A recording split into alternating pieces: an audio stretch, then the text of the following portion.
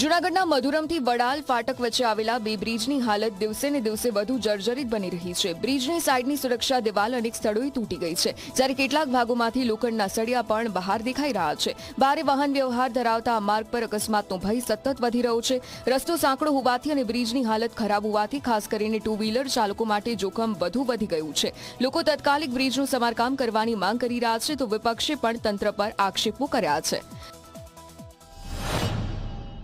જૂનાગઢ થી વાલ્લા ફાટકની વચ્ચે બે પુલ છે જે એકદમ જર્જરિત હાલતમાં છે। ગમે ત્યારે અકસ્માત થવાનો પણ સંભાવના રહે છે, કારણ કે સકડાશ પણ છે, ટ્રાફિક પણ હોય અને ગમે ત્યારે અકસ્માત થવાનું જોખમ ભરેલું છે।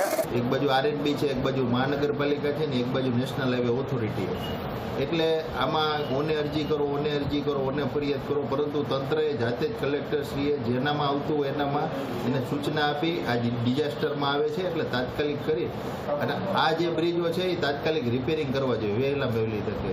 પીડીએનએચએ દ્વારા રોડ સોંપણીની કામગીરી ચાલુમાં છે।